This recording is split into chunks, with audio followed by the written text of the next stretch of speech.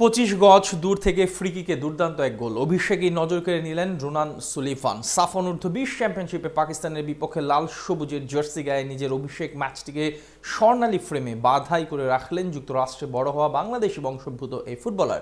মালদ্বীপে Ronan সুলিভানের কীর্তিগাথায় tiger যুবাদের উপাখ্যানের আদ্যোপান্ত থাকছে প্রতিবেদনে। পাকিস্তানের বিপক্ষে দাপুটে জয়ে সাফ অনূর্ধ্ব-20 চ্যাম্পিয়নশিপে যাত্রা শুরু করলো বাংলাদেশ দল। মালদ্বীপের মালেতে মঙ্গলবার বি গ্রুপে নিজেদের প্রথম ম্যাচে রোনান সুলিভানের নৈপুণ্যে পাকিস্তানকে 2-0 ব্যবধানে হারিয়েছে লাল সবুজের প্রতিনিধিরা। ম্যাচে জোড়া গোল করে ম্যাচ জয়ের নায়ক লাল সবুজ জার্সিতে অভিষিক্ত রোনান। ম্যাচের শুরু থেকেই আক্রমণাত্মক ফুটবল খেলতে থাকে বাংলাদেশি যুবারা, তবে একাধিক সুযোগ তৈরি করেও ম্যাচের প্রথমার্ধে গোল নামক সোনার হরিণের সন্ধান মেলেনি মার্ক কক্সের শিষ্যদের সামনে। তবে বিরতি থেকে ফিরে দ্বিতীয়ার্ধে নান্দনিক ফুটবলে ভাগ্য খোলে টাইগার যুবাদের।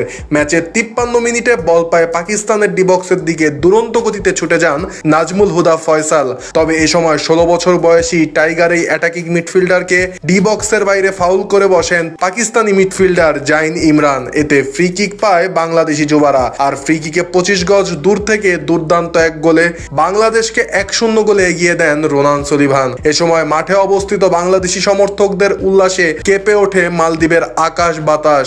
2 মিনিট পরেই ব্যবধান 2-0 করার সুযোগ পান রোনান। গোলরক্ষকের সাথে হাত মেলাবার দূরত্ব থেকেও গোল করতে ব্যর্থ হন তরুণ এই তুর্কি। তবে ম্যাচের 67 মিনিটে দলকে 2-0 গোলে এগিয়ে নিতে ভুল করেননি রোনান। ডিফেন্ডার শেখ সংগ্রামের ক্রসে দারুণ এক হেডে পাকিস্তানের জালে বল জড়ান বাংলাদেশ অনূর্ধ্ব-20 দলের এই প্রাণভোমরা। ফলে 2-0 গোলে এগিয়ে যায় লাল সবুজের পতাকাধারীরা। ম্যাচে এরপর দুই দল একাধিক সুযোগ তৈরি করলেও শেষ পর্যন্ত 2-0 গোলের জয় নিয়েই মাঠ ছাড়ে জুনিয়র টাইগাররা।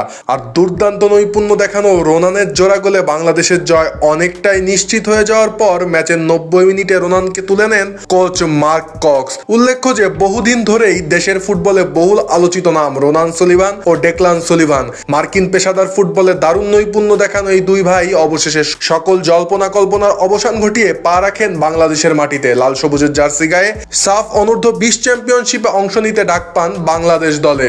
মালদ্বীপে 23 মার্চ শুরু হওয়া বয়সভিত্তিক এই ফুটবল টুর্নামেন্টে মঙ্গলবার পাকিস্তানি যুবাদের বিপক্ষে নিজেদের প্রথম ম্যাচে মাঠে নামে জুনিয়র টাইগাররা। এদিন টাইগারদের হয়ে অভিষেক ঘটে রোনান সুলিভানের। তবে স্কোয়াডে থাকলেও এদিন শুরুর একাদশে জায়গা হয়নি রোনানের ভাই ডেকলান। শুরুর একাদশে জায়গা না পেলেও একাদশে জায়গা হওয়া রোনান নিজের জাত চেনাতে ভুল করেননি।